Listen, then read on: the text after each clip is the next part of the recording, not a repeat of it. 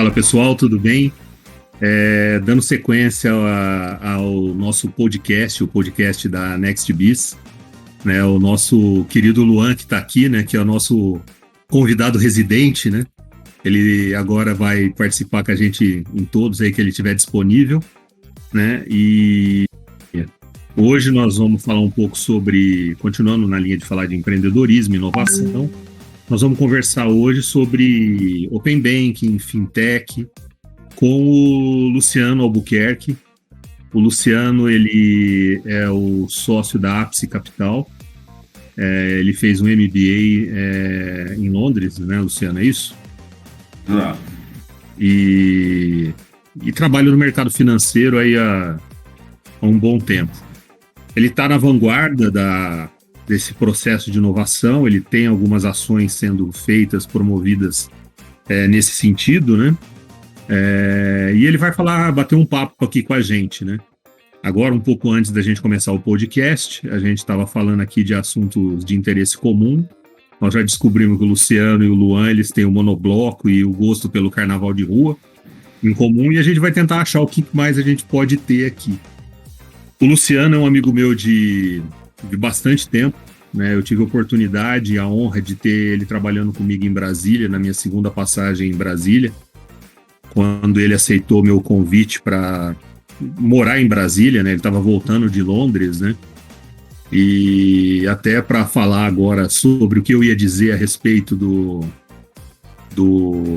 carnaval, né? Da história do Luciano, é que o dia que a gente estava lá que eu fui apresentar o órgão lá que a gente ia trabalhar, tudo mais, de repente passou um cara que trabalhava na minha coordenação, que era o Paulão, né? O Luciano virou para mim e falou: cara, eu conheço esse cara de algum lugar, né? Aí ele falou: cara, você não vendia convite, você não vendia abadá lá em Salvador no carnaval? Falou: cara, sou eu mesmo, tal, não sei o quê. Eu falei: puta, o mundo é uma kitnet, né?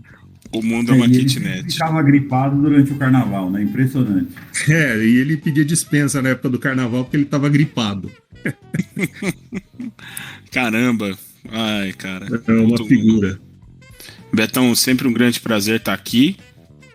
Espero que eu esteja em todas. Se quiser. Obrigado pelo convite de participar do podcast e receber o Luciano, né, cara? Então, poxa, a gente tá com convidados em super alto nível aqui. Uhum. Poxa, é um grande prazer, uma grande honra recebê-lo aí, Luciano. Obrigado. Eu que agradeço, gente. Eu não tenho muito hábito de participar desse tipo de evento, até porque eu sou convidado para poucos, mas eu acho que são sempre eventos muito bacanas. A gente normalmente é abordado para falar sobre algum assunto que a gente entende e a gente acaba no final da história aprendendo mais do que compartilhando. E eu acho que para as pessoas que estão na minha cadeira é uma coisa muito válida, é muito legal. E eu acho que esse tipo de compartilhamento de visão, de informações e de momento das coisas, eu acho que também gera muito valor para quem assiste. Com certeza. E, cara, assim, conta um pouco pra gente o que você faz hoje. O que você tem feito, o que você tem aprontado. Bom, como você já colocou, eu trabalho no e para o mercado financeiro há mais de 20 anos. Então, porque no mercado e para o mercado? Eu trabalhei em algumas empresas de tecnologia que tinham soluções de produtos e serviços para o mercado financeiro. Então, sempre trabalhei nessas verticais, quando não no mercado diretamente. Então, eu passei pelo Santander, passei pelo Deutsche Bank, passei por algumas empresas de tecnologia que, como já disse, tinham produtos e serviços desse tipo de empresa. E em 2015, eu tomei a decisão de empreender. Eu não podia reclamar da minha situação, estava numa boa empresa, numa boa posição. Eu acho que eu estava naquela situação de muita gente queria estar no meu lugar, mas estava me faltando alguma coisa e provavelmente essa coisa não viria pronta de lugar nenhum. Então eu tomei a decisão de empreender. Eu acho que, como todo empreendedor, pelo menos os que eu conversei até agora, eu passei por alguns bons meses de medo, incerteza, indecisão. Será que vai dar? Será que não vai? será que eu tomei a melhor ou a pior decisão da minha vida? E 6 anos depois, eu acho que eu tomei um bom caminho. Acho que o empreendedor brasileiro, ele sofre bastante. Ele tenta sempre subir uma piracema, porque ela não é nem sazonal, né? Ela é o ano inteiro. Então, é um trabalho árduo, mas é um trabalho muito gratificante. E principalmente na minha área, onde acho que de 10 anos para cá o Brasil evoluiu 50. Então, do ponto de vista de produtos, de serviços financeiros, de novas iniciativas, de como esse mercado se transformou, está se transformando e vai se transformar muito nos próximos 2 anos. Tiveram alguns eventos recentes aí que aceleraram isso. Então, está sendo muito bacana, está sendo muito legal. E acho que agora o mercado financeiro percebeu que o dado é o novo petróleo, né? Ou melhor, o que a gente faz com esse dado é o novo petróleo, que não basta ter os dados, né? Ter os dados, muita empresa já tem bastante. O que fazer com esses dados, o papel da ciência de dados está cada vez mais presente. Se a gente for pegar aí as grandes instituições, não só o que a gente chama de bancões, né? As instituições bancárias tradicionais, mas aquelas que vêm vindo já numa filosofia nova, eles perceberam que a ciência de dados está diferenciando. E aí você pega as maiores corretoras do Brasil hoje, ou aquelas que estão tentando ser, por exemplo, como o BTG, que começou como um banco de atacado, aí começou a ir para um banco de investimento para o varejo, agora já tem serviços de varejo, continua com os de atacado e também virou corretora. Enfim, eles estão se transformando de um jeito onde não é grosseiro dizer que as instituições financeiras hoje que querem prestar um bom serviço e pensar aquele cliente, que tem um monte de gente brigando por ele, viraram empresas de tecnologia, viraram empresas de dados. Legal, cara. E me fala uma coisa, você falou de mudança. A pandemia, de uma maneira geral, agilizou algumas coisas, né? A gente estava até conversando um dia sobre isso, e você falou do case da Caixa Econômica Federal, né? Que, no seu ponto de vista, talvez seja um dos principais cases do mercado financeiro dos últimos anos, né? É isso mesmo ou eu me enganei? Não, você está certo, Beto. Eu acho que a Caixa Econômica Federal, apesar de ter as limitações dela, algumas gerenciáveis, outras não, mas a Caixa Econômica Federal, eu acho que até em função da saída de zona de conforto que a gente foi obrigado a fazer e em função dos acontecimentos recentes, ela, até para surpresa do próprio mercado, e acho que para surpresa até do próprio correntista dela, ou do não correntista, cidadão brasileiro comum, um termo que a gente usa, o afegão médio, né? Sim, o afegão médio. Todo mundo teve uma surpresa positiva, porque a Caixa Econômica Federal conseguiu fazer o maior movimento de inclusão bancária do mundo. O auxílio emergencial, independentemente de onde ele é oriundo ou qual o objetivo, foi um movimento que promoveu a maior inclusão bancária do mundo. Apesar desse movimento, a gente ainda tem 45 milhões de desbancarizados no Brasil. É um país.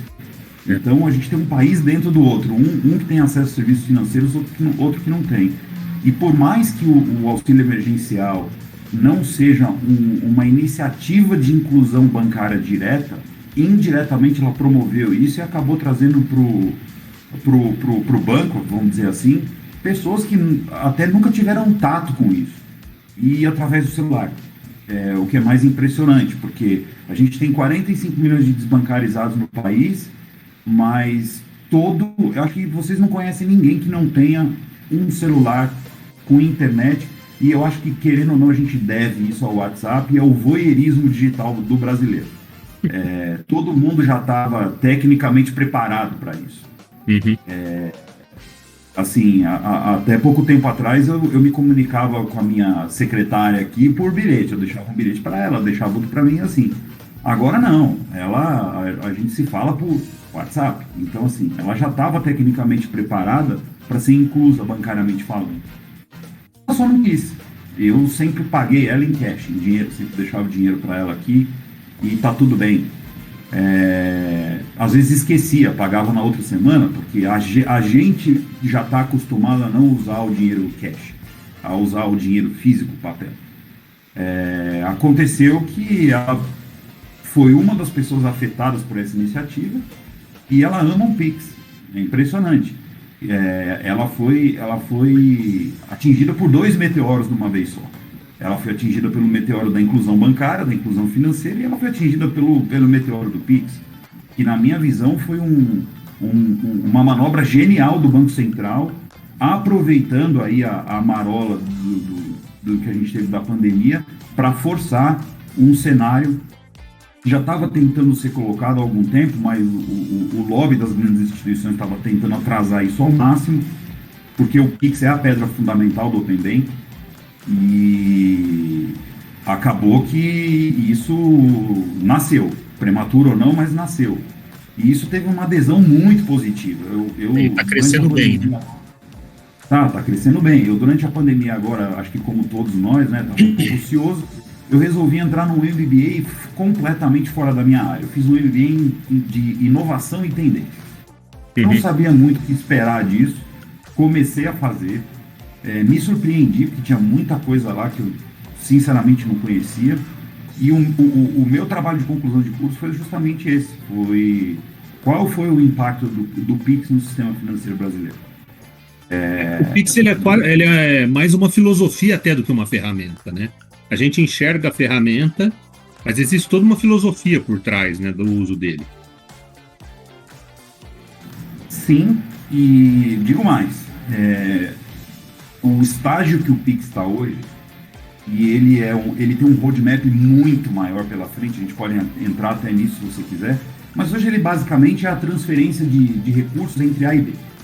Então, de uma maneira fácil, de uma maneira instantânea. Mas o que ele muda do TED e do DOC? Talvez o fato de ser instantâneo, porque antes o recurso saía de A e ia para B do mesmo jeito. Qual é a diferença do Pix entre eu sacar dinheiro num ATM, no caixa eletrônico, e entregar na sua mão? Talvez a conveniência, a segurança, velocidade.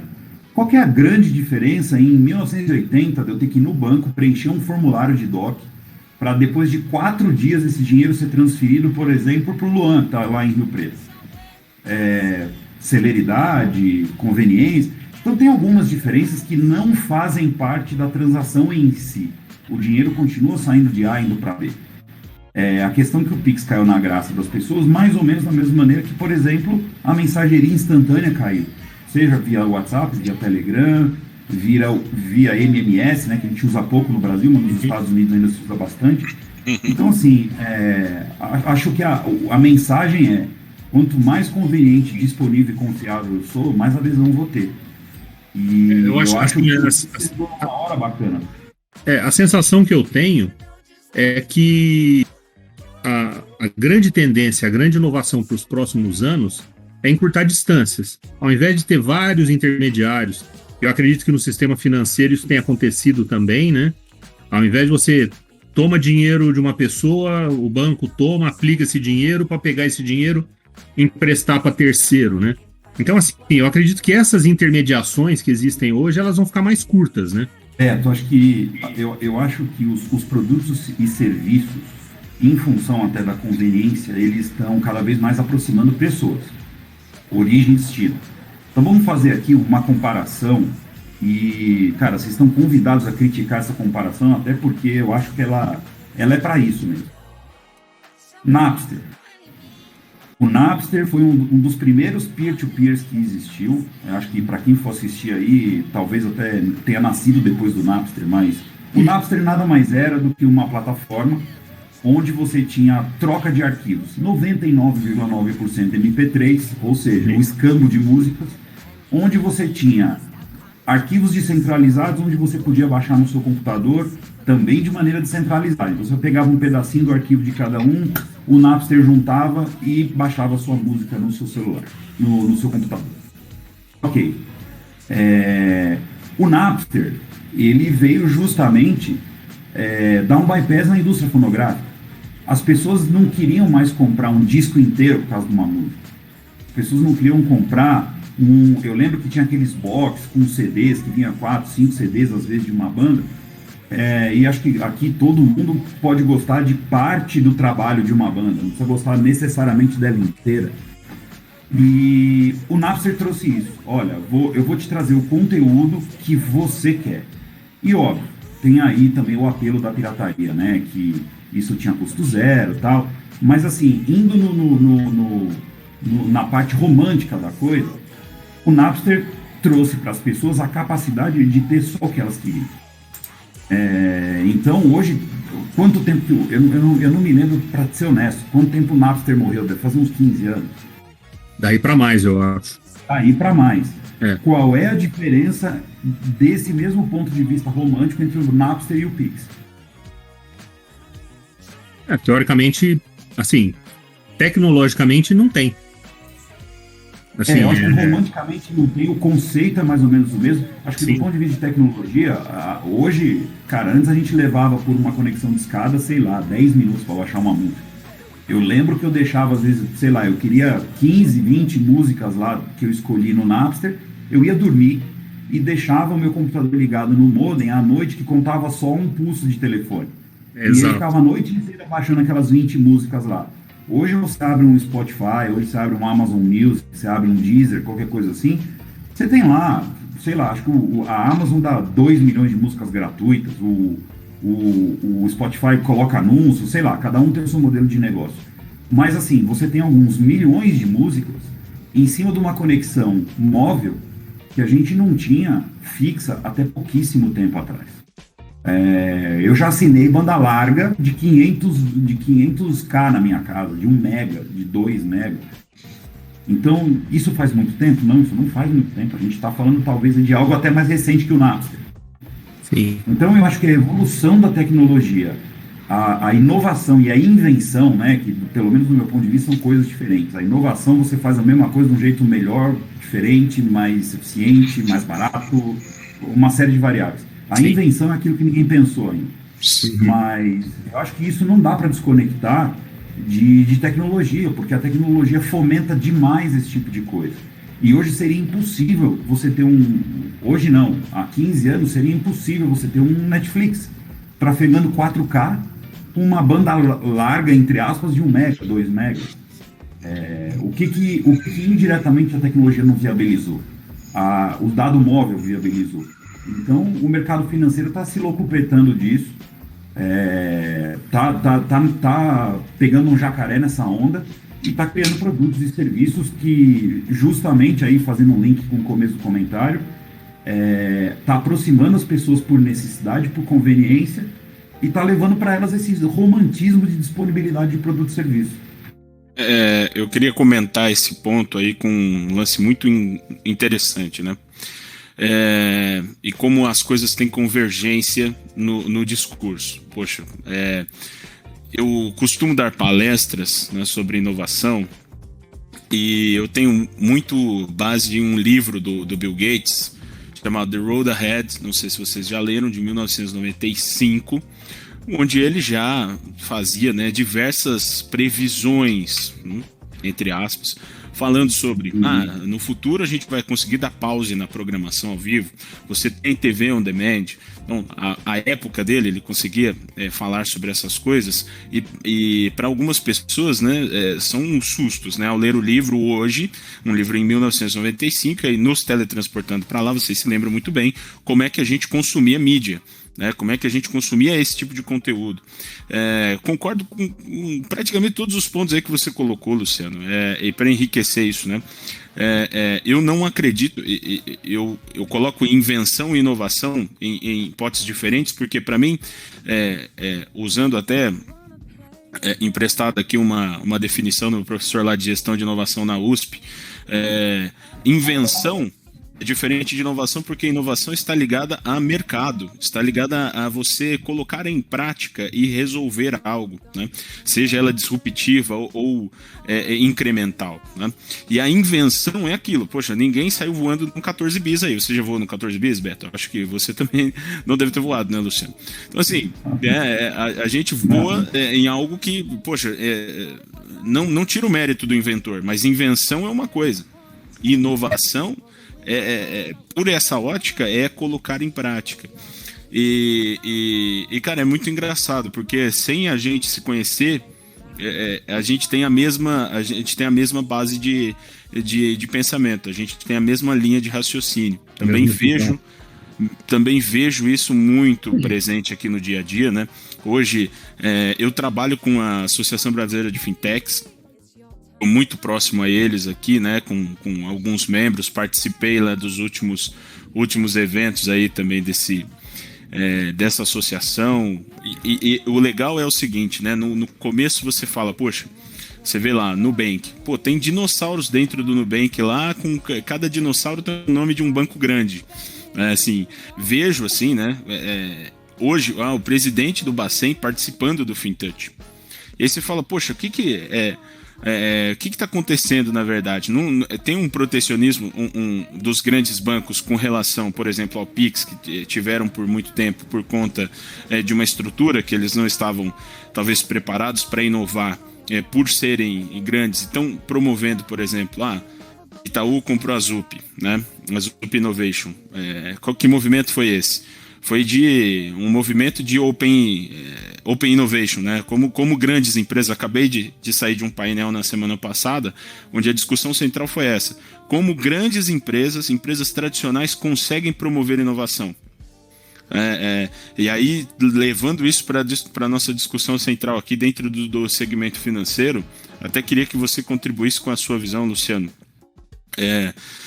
Nós vimos aí diferentes estratégias, né? Bancos que criaram áreas digitais, criaram bancos e mudaram a brand, outros criaram Open Innovation e outros fizeram um pouco de tudo isso, né?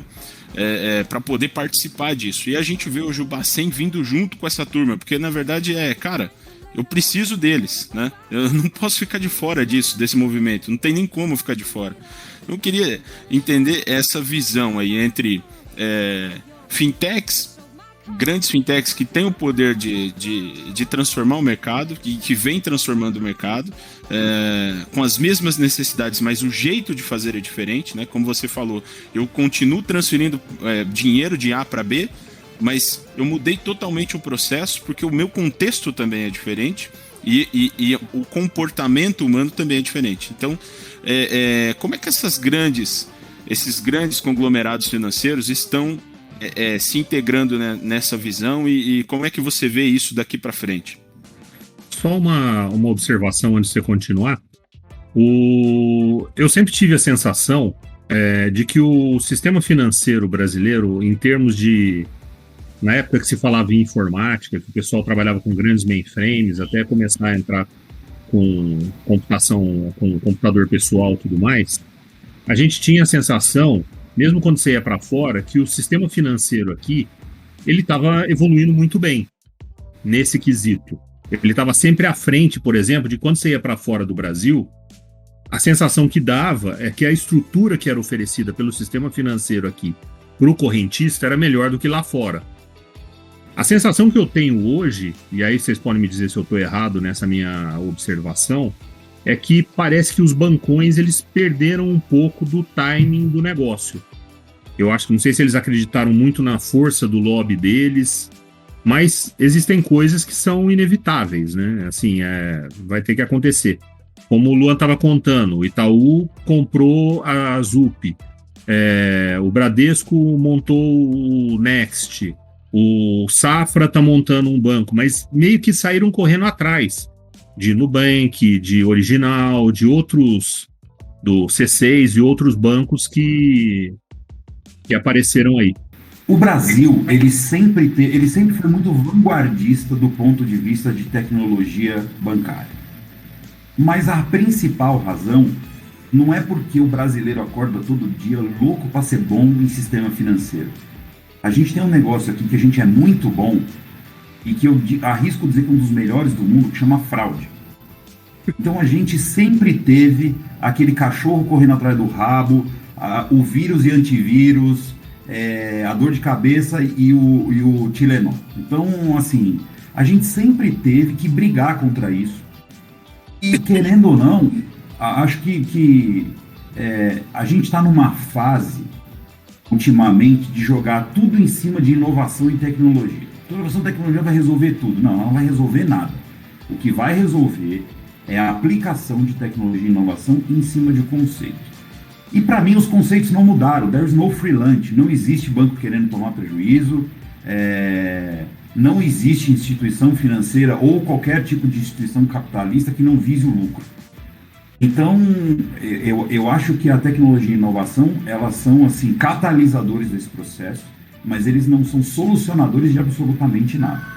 Então, eu acho que, em função de ter um ambiente fraudulento no Brasil, ele ajudou a gente a se desenvolver mais rápido. Hoje, dia 14 de julho de 2021, ainda se paga a conta pelo correio nos Estados Unidos. Eu tenho conta em 2 bancos americanos. O internet banking deles nem se compara com os nossos. Eu tenho conta em 2 bancos aqui no Brasil, 3, e ao pior deles não se compara.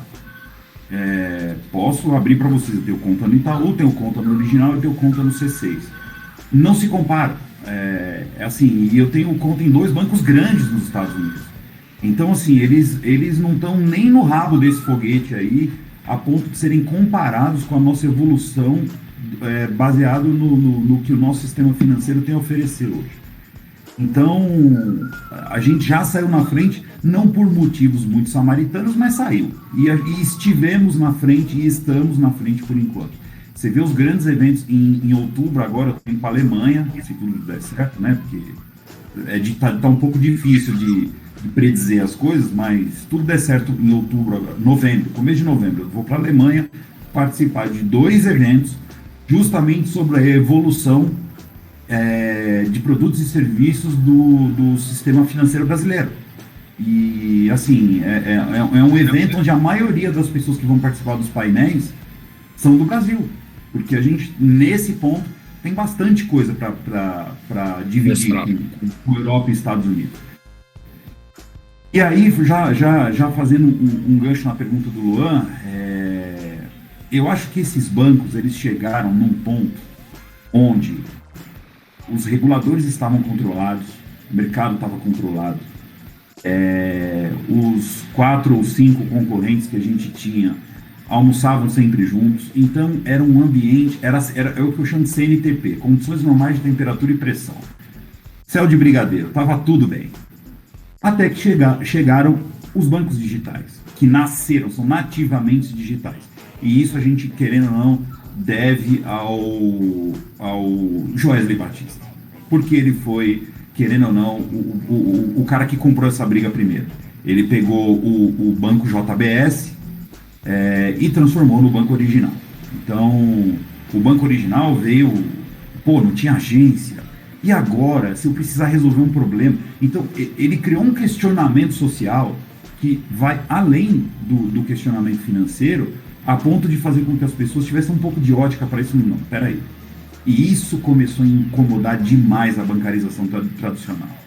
Aí depois veio o Nubank, que era um cartão de compra, depois virou de débito, depois virou de crédito, depois tem conta, tem não sei o quê. Mas, fazendo aí um link com o começo da minha resposta, o Nubank, por enquanto, ainda é uma iniciativa que é jabuti no galho, que não tem... Você tem dinheiro lá agora do Warren Buffett, né, do Berkshire Hathaway, que é a empresa que ele gera e tem investimento em tudo quanto é lugar. Você teve dinheiro japonês lá, você teve uma série de seeders, né, de pessoas investindo, de gente investindo lá. Eles têm essa filosofia que, bancos tradicionais são dinossauros, nós somos o meteoro. Eles foram lá comprar a Easy Invest, que é uma corretora de investimento e tal, mas os caras não dão dinheiro ainda.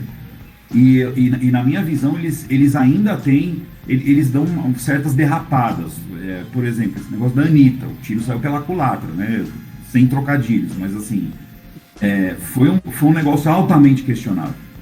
Eles perderam milhares de contas naquele dia, porque resolveram misturar coisas que, sei lá, o sistema financeiro ainda não está preparado para isso, por mais que o cliente deles esteja. Você tem outras iniciativas que, na minha visão, são muito mais sólidas, como o C6, por exemplo. O C6 ele é um banco construído em o males do home office, né? O cachorro late. Então, o C6 ele vem em cima de uma filosofia, cara, em cima de pessoas de mercado que... Beto, acho que você lembra do Nelson, né? Claro. Então, o Nelson foi do UOL, foi do Itaú, tá lá agora. Tem gente lá do BTG, gente lá que trabalha no BTG Pactual. Então, assim, ele começou já com uma filosofia que é muito mais aderente ao negócio do que necessariamente ser simplesmente tecnologia e inovação. Só que eles fazem uso da tecnologia e inovação de uma forma brilhante. Hoje, se você falar assim, diz aí para mim um banco de nova geração que você acha, legal. Na minha visão, o C6. Eu acho que o plano de negócio do C6 é muito mais sustentável, é muito mais sólido, e eu acho que ele tem um futuro de longuíssima data. Paralelo a isso, tem os bancões e tem aqueles Telesp, né? Aí virou Telesp celular, depois veio a Telefônica, comprou, virou Vivo. Tinha um monte de espelhinho, tipo GVT, Vesper. O que aconteceu com essas empresas? A gente voltou ao começo.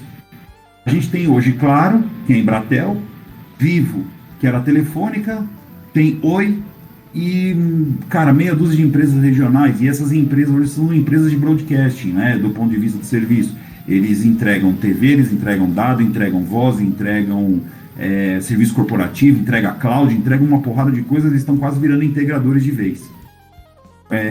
Eu tenho uma visão parecida para os bancos. Eu acho que nesse boom todo aí, nessa corrida das galinhas, eu acho que vai acontecer mais ou menos a mesma coisa. Acho que vai acabar sobrando aqueles que são realmente os caras desse mercado e que sempre foram, que têm a capacidade de ter uma visão nova sobre a mesma coisa, e eu acho que não vai demorar para começar o joguinho do Pac-Man, né? Eles estão comendo lá as bolinhas, daqui a pouco matam um fantasminha, e aí a coisa vai indo de maneira que eu acho que vai ter uma aglutinação natural. Os bancões vão ter um papel importante nisso. Você acha que o Itaú não está se mexendo? O Itaú tem uma área grande de Open Banking lá dentro. A Desco não está se mexendo, só que são elefantes que demoram a dar a sua passada, mas quando dão a pegada lá, cara, a pegada que ele deixa é uma coisa assim, um elefante passou por aqui, não tem como não deixar rastro. E aí nós vamos avaliar a capacidade, a saúde dessas fintechs de serem competidores ou absorvidos. E eu acho que isso vai vir junto. Acho que uma coisa que cabe comentar aqui, o Open Bank acabou sendo dividido em 4 fases para 2021. Até 2021 a previsão é finalizar esse conceito. O Pix, eu acho que foi psicologicamente uma pedra fundamental disso tudo.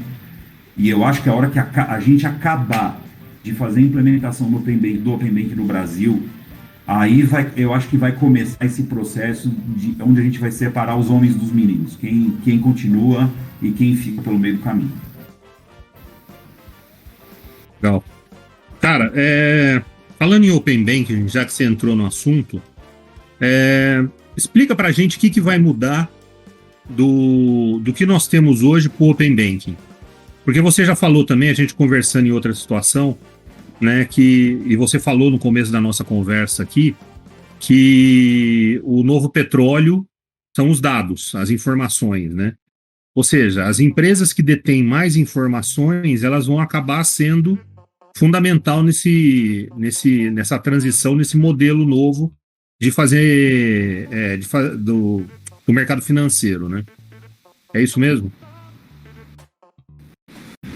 O dado hoje é o cartucho da HP, né, cara? Então, na realidade, a impressora nem é tão cara, né? Uhum. Hoje, aliás, há bastante tempo, qualquer um compra uma impressora. O problema é comprar aqueles cartuchos que são caríssimos. Se você for fazer uma comparação, ele representa um bom percentual do preço da impressora, né? Então, a HP fez as impressoras para vender cartucho. Assim como a Tesla, por exemplo, que fabrica carros, eu acho que o roadmap da Tesla é gerar demanda para criar oferta. Os postos de reabastecimento, de recarga, né? Energia. A gente falou isso semana retrasada. Então, eu acho que o grande negócio deles é esse, né? é vender o cartucho de HP para a impressora que eles criaram, que são os carros. Open Bank é um conceito, tá? Onde a gente simplesmente vai voltar para onde a gente estava do ponto de vista de informação. As informações do Beto, as informações do Luan, são do Beto e do Luan. As informações não pertencem a nenhum tipo de instituição financeira. Só que hoje é assim. Hoje, se você tem conta no banco A, no banco B, no banco C, você tem um grupo de informações em cada banco desse, e supondo que você tenha produtos e serviços diferentes em cada banco, aquela instituição vai ter mais acesso ao produto que você tem e o outro não. Apesar deles terem uma equalização de informação aí em função do serviço de proteção ao crédito e até de acesso a informações de maneira aqui que, sei lá, não é a pauta hoje. O Open Bank vem, de alguma maneira, regular isso e devolver para você a autoridade sobre a sua informação. Então, assim, você, Beto, você vai ter instrumentos para dizer o seguinte: banco A pode ler os meus dados, banco B você não pode, banco C você pode mais ou menos.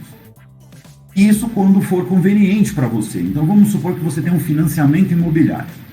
E você hoje, em função da portabilidade, você já pode comparar as taxas. Mas nem todos os bancos têm acesso ao mesmo ninho de informações que o banco detentor do seu financiamento tem. Então você hoje tem aquele ar de leilão, né? Você vai ligar para um outro banco, ele te deu uma taxa melhor, você vai voltar no teu banco e falar: se você não me der uma taxa menor, eu vou sair. Hoje, com o Open Bank, o que vai acabar acontecendo? Todo mundo vai ter o acesso a partir do momento que você disponibilize, e aí vai começar realmente uma competição por você. E com isso a tendência é gerar produtos mais formatados para cada mercado, inclusive regionalizado. O que o cara do Rio Grande do Sul consome não é necessariamente a mesma coisa do que o do Rio Grande do Norte consome. Produtos e serviços mais competitivos, de melhor qualidade, com características pontuais. Então, a chance da gente ter algumas boutiques de serviços são maiores. Então, o fato de existir o bancão ou o banquinho vai ser menos relevante, porque dentro do conceito do Open Bank, só as instituições reguladas pelo Banco Central podem, algumas obrigatórias, algumas opcionais, podem aderir ao Open Bank. Mas, num segundo momento, tendo em vista que o dado é o novo petróleo, quem é que tem as maiores bases de dados do Brasil? As operadoras. A gente começou falando aqui, tem gente sem conta em banco, mas não tem gente sem WhatsApp. Será que a Vivo não pode entrar nessa brincadeira e, em função do Open Bank, também começar a vender serviços financeiros? Casas Bahia, Loja 100, Avan, tem uma série de players novos que vão entrar aí. E eu acho que, com isso, o mercado financeiro só tem a ganhar, o consumidor só tem a ganhar, e eu acho que as empresas vão sair daquela zona de conforto que elas sempre estiveram, assim como estiveram as teles lá atrás, para poder acompanhar isso. E isso vai ser um filtro duro, porque vai colocar essas empresas numa situação de prova que vai requerer que elas tenham um posicionamento para isso e velocidade, principalmente, porque hoje a tecnologia para elas é um commodity. Me fala uma outra coisa aqui. O que você tem visto de muito inovador com fintech? Porque assim, eu vejo o pessoal desenvolvendo algumas fintechs que eu tive contato, que eu conheci. O pessoal, na verdade, eles estão substituindo tecnologia. O que o pessoal fazia antes de um jeito, eles criam uma ferramenta para melhorar. Você tem visto alguma coisa muito inovadora acontecendo? Tenho visto algumas coisas diferentes, sim. Mas quando se trata de dinheiro, que é uma das coisas mais sensíveis e que trafega na zona de segurança do ser humano, é difícil você ser muito disruptivo. Até porque, deveria, né? Culturalmente falando, eu acho que a gente tem a nossa maior barreira no Brasil em relação a esse tipo de mercado, a cultura. Então, vou pegar eu, por exemplo, tenho 43 anos.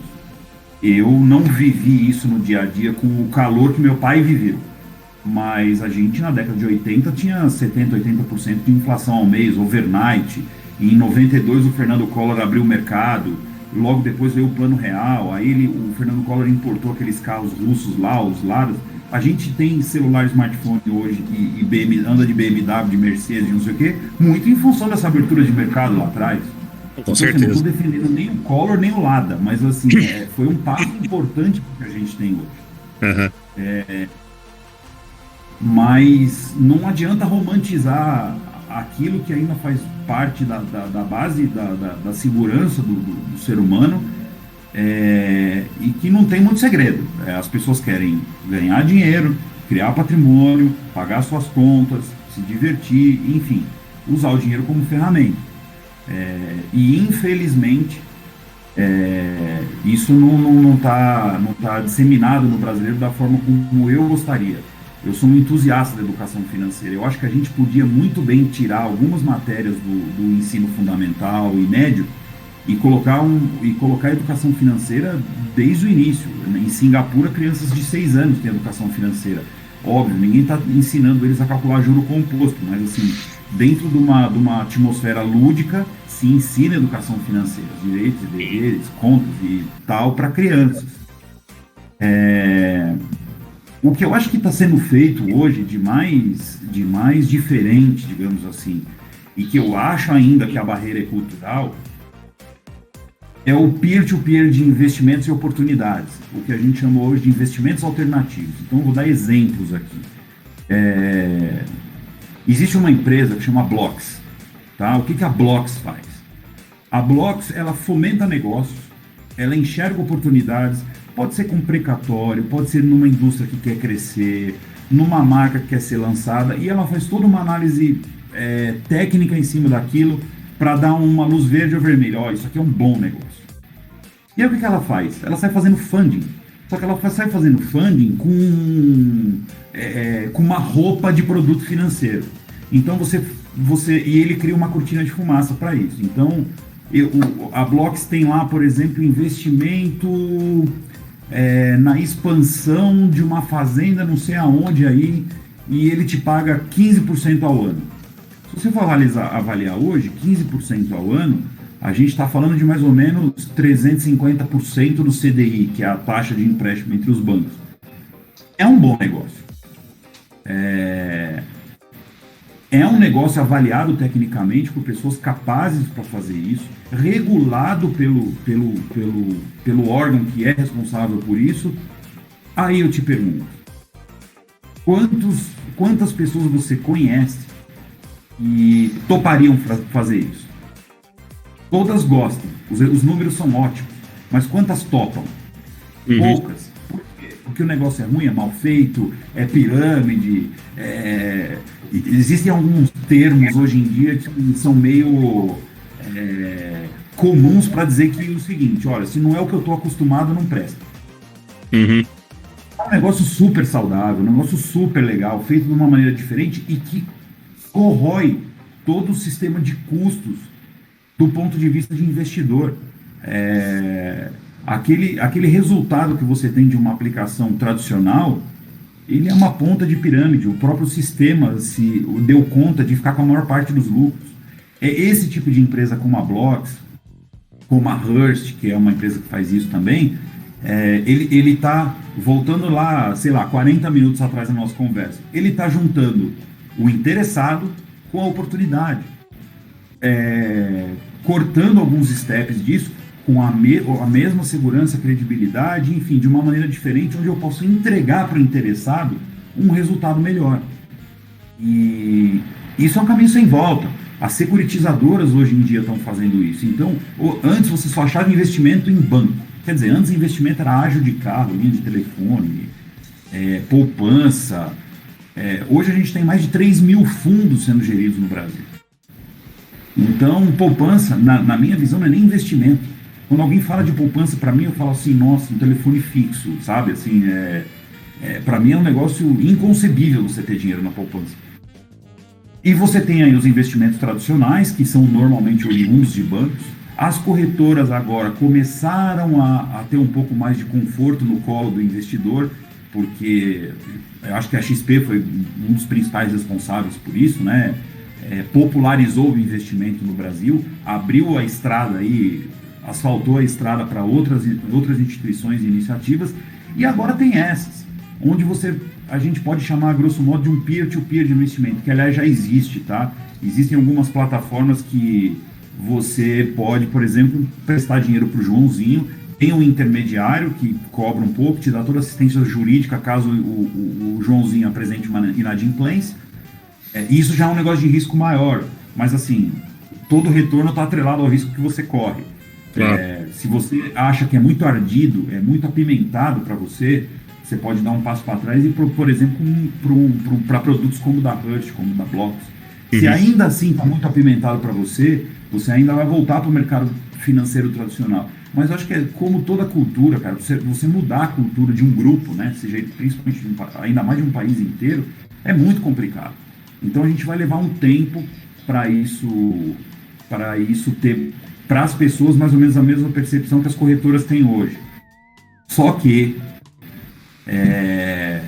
como a gente já comentou hoje também, eu acho que a velocidade que as coisas vão acontecer em função da inovação e da tecnologia não vão permitir que as pessoas tenham esse tempo todo para pensar. Para refletir. E aí eu acho que a gente volta na música Camarão que dorme, a onda leva. Então, as pessoas vão ter que correr atrás de uma coisa que até então elas não precisavam.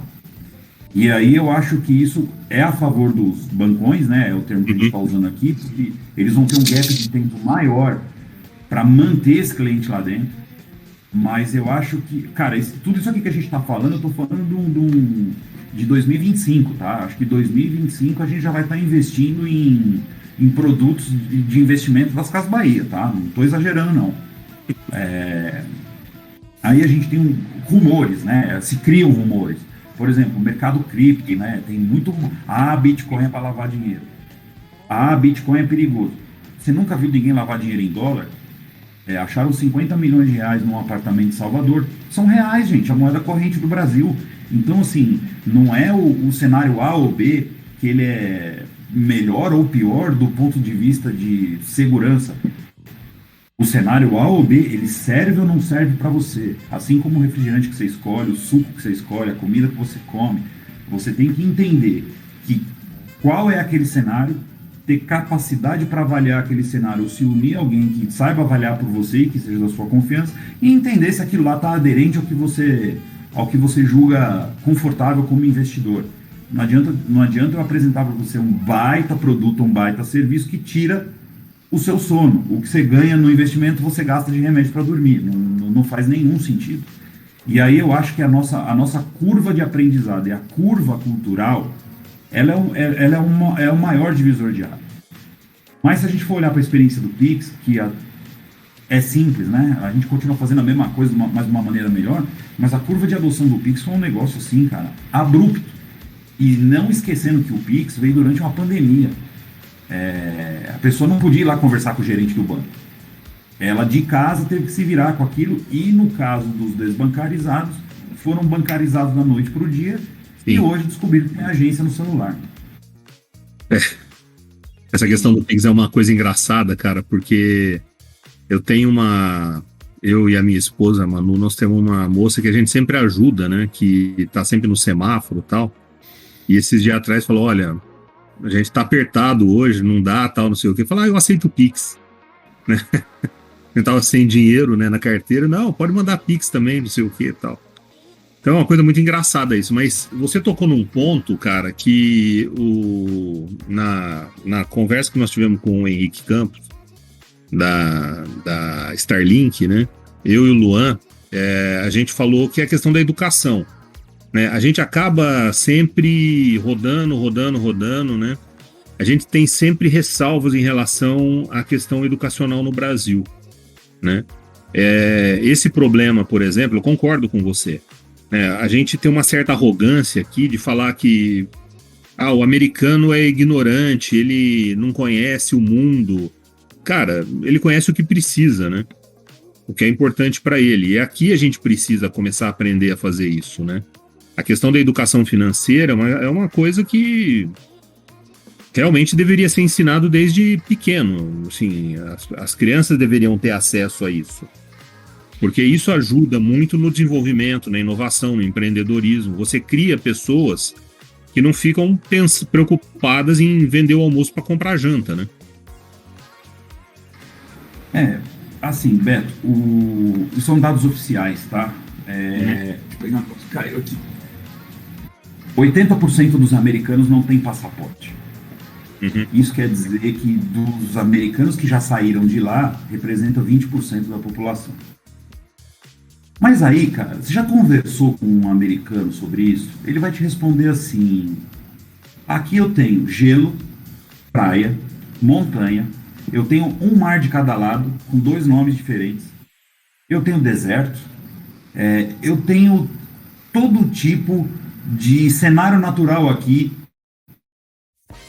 e que não faz nenhum sentido eu ir buscar a mesma coisa em outro lugar, onde não falam a minha língua, provavelmente vai ser mais perigoso do que aqui, e que não vai me adicionar nada.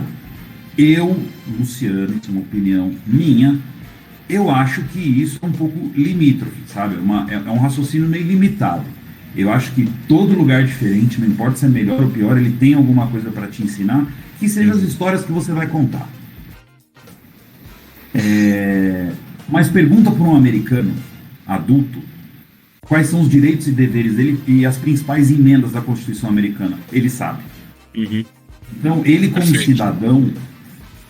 cidadão, ele se formou muito melhor que a gente. A gente pode ter um baita conhecimento, viajar o mundo inteiro, e mesmo assim, a gente conhece muito pouco dos nossos direitos e deveres aqui. Se o brasileiro usasse para qualquer outra área a capacidade que ele tem de produzir meme, a gente já tinha mandado um foguete para Marte. Porque a base a gente tem, que é lá em Alcântara, só falta montar o foguete. Então, a gente usa a nossa capacidade, cara, e não é de hoje, para coisas que, sei lá, talvez degradem o nosso roadmap de futuro como nação. Coisa que já não acontece nos Estados Unidos. A meritocracia lá é a base da sociedade, eles conhecem os direitos e deveres deles. O americano sabe exatamente o que vai acontecer com ele na hora que ele bate o carro. Ele sabe para quem que ele liga, quais as consequências que ele vai ter, a pessoa que teve o carro batido também sabe direitos e deveres. Então, assim, não tem tempo ruim. Aqui não, aqui no Brasil você bate o seu carro, descem os dois do carro. Se forem 2 pessoas com certo nível de educação, estão interessadas em saber se os dois estão bem, e depois começa uma discussão subjetiva sem fim. Então a gente tem nesse cenário aí um leque, né? um intervalo, um hiato na educação que ajudou muito a formar o que nós somos hoje. E vou te dizer sinceramente, na minha visão, o prognóstico é pior, porque os adultos de hoje, né, que são da década de 80 e, sei lá, primeira metade da década de 90, ainda vieram de uma filosofia que eu acho que ainda pode sustentar melhor uma sociedade fabril. Eu acho que o fato de a tecnologia e a inovação hoje permitirem tudo faz com que essas gerações mais atuais elas achem que tudo vai chegar com a mesma facilidade que a tecnologia e a inovação permite. E eu discordo um pouco disso. Eu acho que a gente tem hoje um cenário muito mais favorável para ser grande. A gente tem que saber usar isso. A gente não está usando. E eu acho que a gente vai acabar ficando um pouco para trás, apesar do cenário favorável. Poxa, tem tanta coisa bacana que você falou que eu queria comentar alguns pontos. Primeiro, a história do meme, aí falando do comportamento do norte-americano, me lembrou o seguinte: esses dias eu estava assistindo com os amigos aqui em casa um episódio de Simpsons vão ao Brasil. Ele foi ao ar em 2002, né, pela Fox. Né? Vocês assistiram esse episódio? Né, onde causou até um rumor aqui. Cara, o pessoal ficou chateado, né? Exatamente. Então, assim, para dar um ar cômico aqui, né? Eles tinham que vir aqui resgatar um menino que a Lisa ajudava. Veio uma conta pro Homer de $400, ele não sabia o que ele ia fazer com aquela conta, e aí eles descobriram que foi a Lisa que doou pelo telefone para um menino chamado Ronaldo no Brasil. E o menino não respondia mais, falou, não, vamos ter que ir lá no Brasil achar o menino. E chegaram aqui, né? Causou toda aquela provocação das autoridades brasileiras aí, né?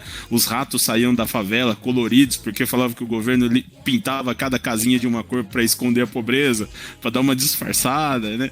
Assim, tinha umas coisas malucas, tipo, tinha macacos andando no meio da rua, né? Tinha carnaval toda hora, o pessoal chegava, passava na frente do hotel dançando mambo, sei lá o que era, e eles misturam algumas coisas que são de influência latina, para eles até dá pra entender por que eles pensam assim, né? Só um ponto para falar assim, isso aí não é muito recente, é 2002, não é muito distante, aliás.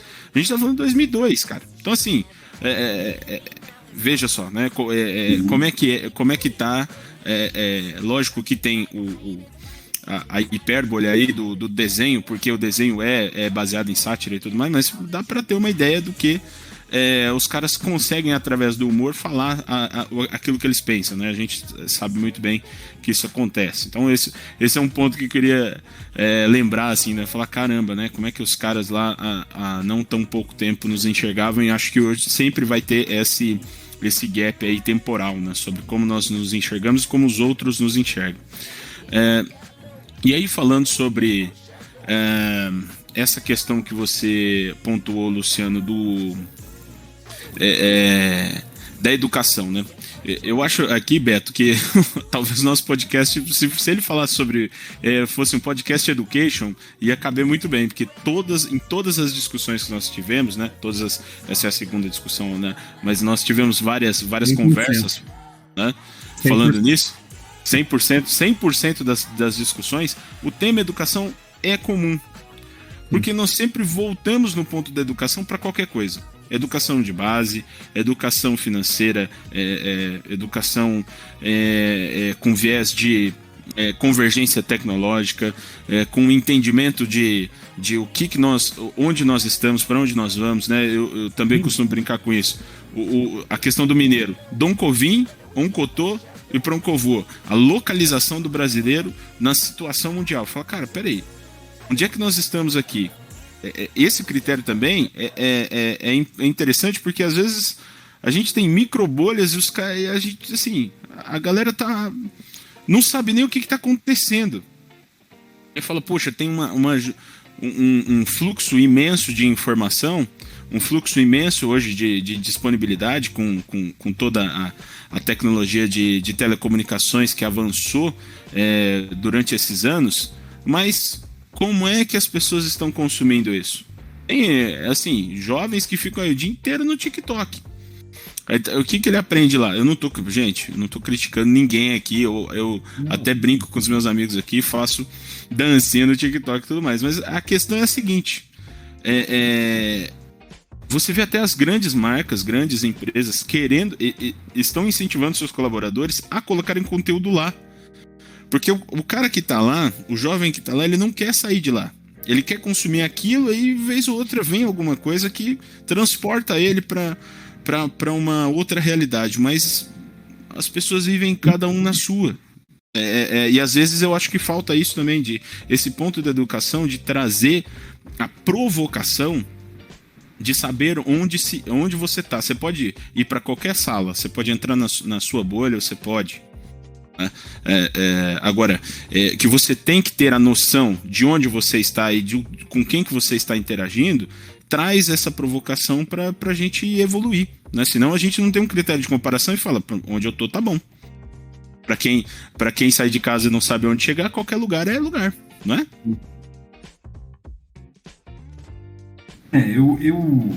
Da mesma maneira que hoje, cara, o consumo de mídia é seletivo, né? Você pode escolher o que você vai consumir, a hora que você vai consumir. Eu acho que isso traz para as pessoas o poder da escolha. Hoje a gente tem todo tipo de informação disponível, de qualidade, de má qualidade, de boas fontes, de más fontes, E isso está aberto para as pessoas escolherem o que elas vão consumir. Então, se você quiser, por exemplo, fazer um bolo de chocolate, você vai achar 30 receitas na internet. Pode achar uma minha, inclusive, que deve ser uma das piores, e você pode achar da Helena Risso, que é uma das maiores chefes do Brasil. O da Manu. Ou da Manu, inclusive, que é melhor ainda que o da Helena Risso, exatamente. Vou aceitar Então, as 3 assim, receitas. Então, assim, o poder de decisão de qual receita eu vou seguir está na mão de quem vai comer o bolo. E isso tá. A volumetria de informação é uma coisa tão abrupta, cara. Às vezes eu fico me perguntando o seguinte: por que que o Google coloca lá embaixo, depois que você faz a busca e chega no fim da página, na página 2, 3, 4, 5, quantas vezes alguém clicou na página 2, 3 e 4 ao invés de refazer a busca? Então, assim, o americano tem até um termo para isso, né? É o data flooding. Cara, para de me encher de coisa. Então, assim,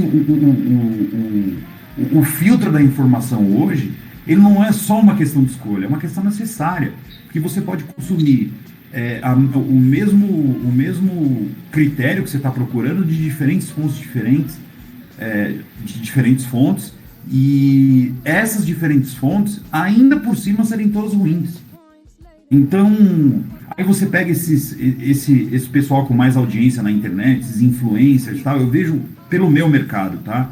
O que eu tenho de cliente que me liga, pô, você viu o post do fulano de tal, dizendo que isso era uma boa? Aí eu falo assim, não, eu não vi. Às vezes alguns eu vejo, eu sigo alguns, tá? Aqueles que eu considero válidos para mim. Mas assim, quando o cara me pergunta, você viu o post do tal cara? A hora que ele nomeia o tal cara, já me dá vontade de dar aquela chiadeira no telefone e desligar, coisa que eu não posso fazer. Mas assim, eu falo, não vi, mas assim, talvez o objetivo dele seja minha audiência, não sei o quê, mas isso tecnicamente não é talvez justificável agora. E aí a gente posiciona, até porque esse cliente também, e está preocupado com o patrimônio dele, ele também está indo atrás de opções, ele também está consumindo informação, e o que eu acho positivo para contrapor as pessoas que, em tese, são pagas e habilitadas para ajudá-lo naquele tema. Esquece o mercado financeiro, pensa no mecânico. Você leva seu carro hoje no mecânico, o mecânico diz que a solução é X, você vai dar uma buscadinha lá no grupo do seu carro no Facebook, no Google, não sei o quê. Aí 90% das pessoas estão dizendo assim, olha, quando dá esse problema, você troca a borrachinha A pela borrachinha B e tá resolvido. E você gastou R$50 e o mecânico está te cobrando 1.000. Você não vai pelo menos tentar trocar a borrachinha de 50 pau? Porque se não resolver, os 1.000 você já ia pagar de qualquer jeito. Quem paga 1.000, paga 1.050. Justo. Eu acho isso saudável. Eu acho isso muito positivo, porque você estimula o questionamento. A gente precisa ser uma sociedade que questiona mais. O brasileiro é muito conivente com absolutamente nada. Então, eu acho que a informação bem consumida, ela cria um cenário de debate muito legal. Positivo. Agora, o problema é o seguinte, que tipo de água a gente está bebendo? Eu acho que o principal ponto hoje é esse. E aí, você pega, por exemplo, eu tenho uma grande amiga que é coach profissional. E ela é coach de gente muito grande. Então, assim, ela tem um valor excepcional. É minha amiga pessoal, tal, não sei o quê. Eu perguntei para ela um dia, eu saí para almoçar com ela, eu falei assim para ela, fulana, você estudou a vida para isso. Você tem uma carreira desenhada nisso. E agora vem uma onda, principalmente depois da pandemia, né, que, assim, as pessoas agora são especialistas em tudo, são tudólogos, né? Como é que você considera agora que esse 98% desse mercado de coach, que não são coach coisa nenhuma, fizeram um curso de fim de semana, como é que vocês que são 2% desse mercado estão lidando com os outros 98%? Ela me respondeu assim, Elo, o problema dos idiotas é que eles são muitos. Então, às vezes você tem, eu não sei se vocês viram um videozinho, eu vi há pouco tempo, de um jogo de futebol que eram 3 jogadores profissionais de um lado e umas 100 crianças do outro lado. Eu não sei se vocês chegaram a ver esse vídeo. Não. Então eram os Não 3 vi. jogadores profissionais de azul e 100 crianças de, sei lá, 7, 8 anos de vermelho. E o time com 3 jogadores profissionais ganhou de 3-0 num jogo de 10 minutos. Num campo de futebol de futebol normal, não era futebol de salão nem nada. Então, assim, esses 3 são muito mais eficientes do que os outros 100 que não são profissionais. Mas é difícil você brigar com essa quantidade. E isso, hoje, foi uma resposta que ela me deu. Ela falou assim, é impressionante, porque em alguns momentos chega a conflitar com esse cara, apesar de sermos produtos e serviços e preços completamente diferentes. Só que esse cara tem o público. E aí, quando ele não gosta do que ele recebe, ele acaba ficando insatisfeito e rotulando uma categoria inteira. E isso vale para o coach, isso vale para o assessor de investimento, isso vale para o profissional de TI que vai instalar uma infraestrutura na tua empresa, o cara que te presta um coworking, qualquer coisa assim, porque assim, eu já cansei de ouvir que coworking é aluguel de mesa. Eu dou o exemplo do Beto. Eu falo, olha, discordo. Eu tenho um amigo que é dono de um coworking e o trabalho que ele faz lá, o último trabalho que ele faz lá é aluguel de mesa. Ele faz uma série de outras coisas antes. Então, a nossa capacidade também de conceituar as coisas e de definir como é que as coisas estão, elas são muito consequência do tipo de informação que a gente consome. E a gente está consumindo muita informação ruim. Obrigado aí pelas palavras, agradeço. Bom, eu só vou dizer que você é suspeito, né? Que você é meu amigo de longa data, meu irmão. Mas eu fico honrado com as palavras que você dirigiu para mim. Obrigado. Lu, assim, eu queria que você falasse um pouco do que você faz hoje. O que a tua empresa faz? A gente já tá para finalizar aqui já. E eu queria que você me contasse um pouco, contasse para o pessoal um pouco do que a Apse faz. Tá. O nosso foco lá, Beto, é justamente gestão de patrimônio, tá? Então, hoje, se você for pegar bancos, corretoras, as próprias fintechs, tal, o grande objetivo dessas empresas é, de alguma maneira, prestar serviços e entregar produtos relacionados ao dinheiro que você tem, ou seja, a liquidez que você tem.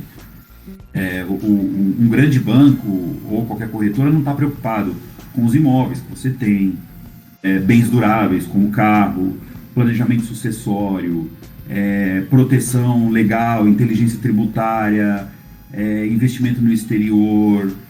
Então, assim, o nosso foco está no indivíduo. Então, para mim, o investimento dele é uma parte de um todo.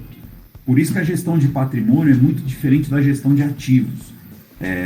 Gestão de ativos financeiros, eu pego o dinheiro do Beto, coloco ele dentro de um produto financeiro e a gente espera um determinado retorno.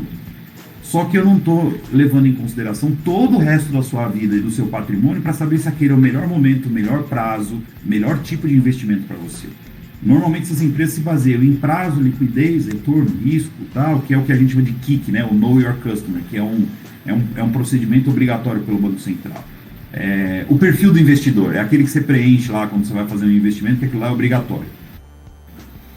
Eu estou preocupado se você tem um filho, com quem que esse filho vai casar, quais os imóveis que você já tem, o que não tem, se você vai adquirir, se você não vai, se você quer viver de renda ou se você quer trabalhar, se você quer vender uma empresa, a gente está fazendo um M&A, né, que é o processo de negociação de uma empresa de médio para grande.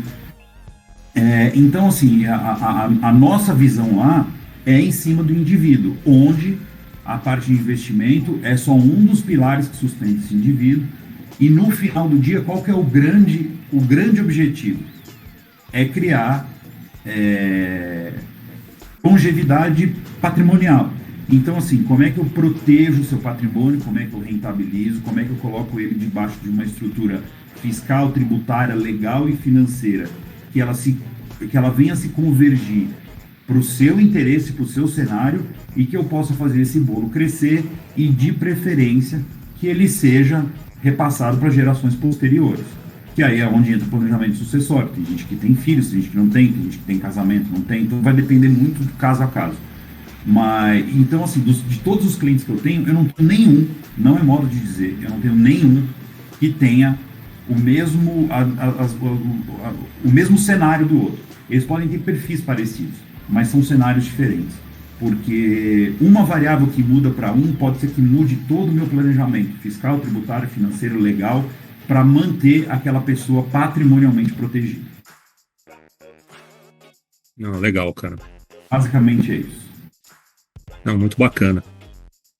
Luan. E a gente mexe com investimentos também, né? Porque no fim, depois de arrumar essa casa toda, o ideal é a gente procurar oportunidades de investimento que sejam aderentes a cada um desses perfis, cada um desses cenários. Então, não necessariamente um produto de investimento que é bom para você é bom para o Luan. Então, vocês são pessoas diferentes, em cenários e circunstâncias diferentes. Então, não existe. É igual vinho. Por mais que você tenha um vinho super reconhecido no mercado, pode ser que você não goste dele. Pode ser que você goste daquele Marcus James lá que vende no supermercado. Ele é ruim? Depende, você gosta, eu não. O Luan pode gostar. É uma coisa. É assim, cara, eu costumo brincar. Eu tenho um cliente que fala assim pra mim, e ele tem razão, tá? Eu te pago pra você pentear meu cabelo 2 vezes por semana de luva branca. Ele tem razão. O meu trabalho é exatamente isso. Esse foi o cara que melhor definiu a essência do que a gente faz. Eu sou um alfaiate do ponto de vista de patrimônio. Sim. Você é o Christian Dior do mercado financeiro. Não, cara, eu tô muito aquém disso. Eu sou no máximo, eu ainda sou a costureira da esquina, mas um dia eu chego lá. Ai. Cara, assim, eu quero saber, Luan, se tem mais alguma coisa que você gostaria de perguntar, alguma dúvida? Não, cara, eu acho que foi um papo muito bacana aqui, Luciano, interessantíssimo. A gente está passando por um momento hoje de discussão, de argumentação sobre modelo, né? Acho que vivemos o privilégio de...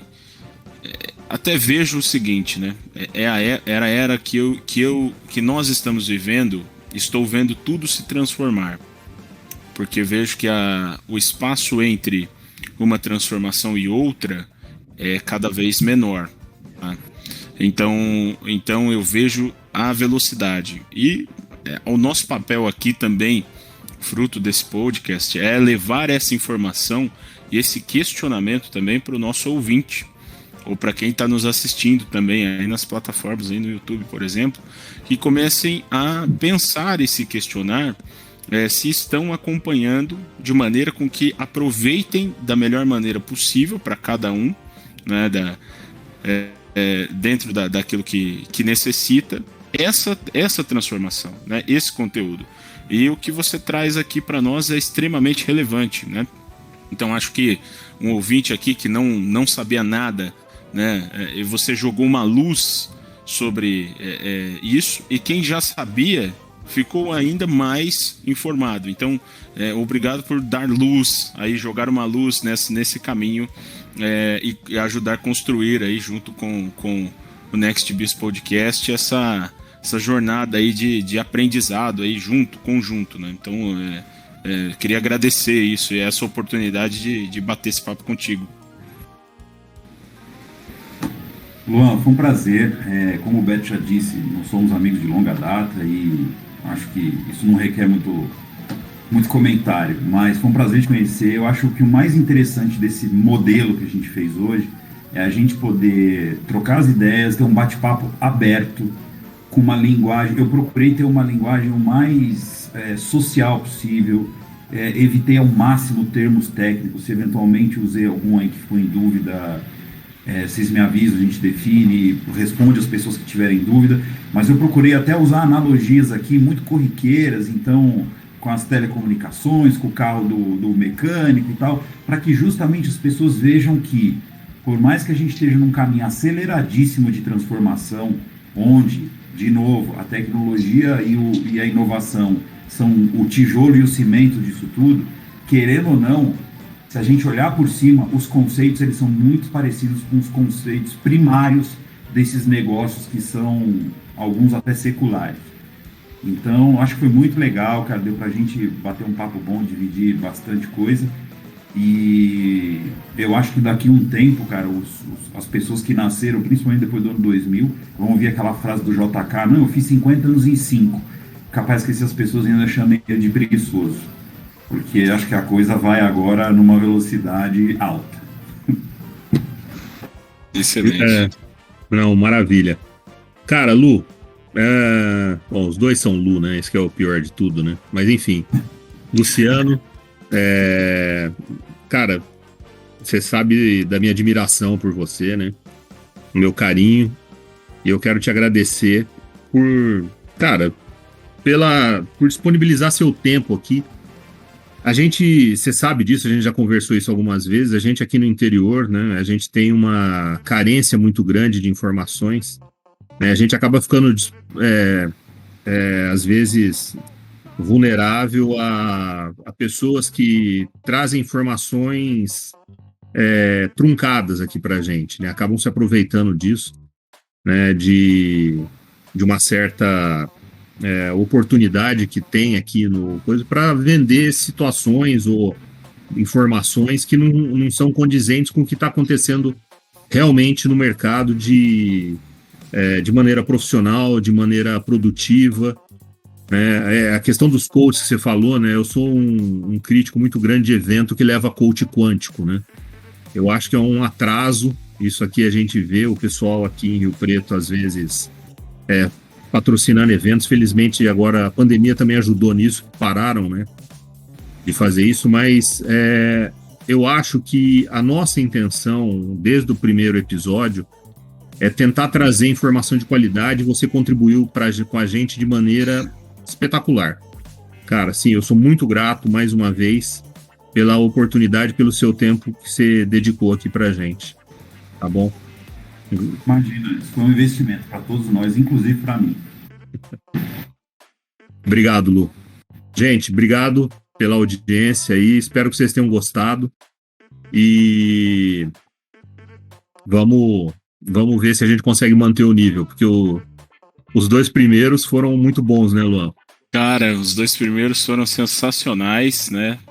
Acho difícil, mas a gente tem essa missão aí de manter o nível. É legal comentar também, Beto, que tem muita gente boa nos procurando, né? Então, cara, isso é muito bacana. A gente tem crescido aí a audiência, mas não só em quantidade, porém qualidade.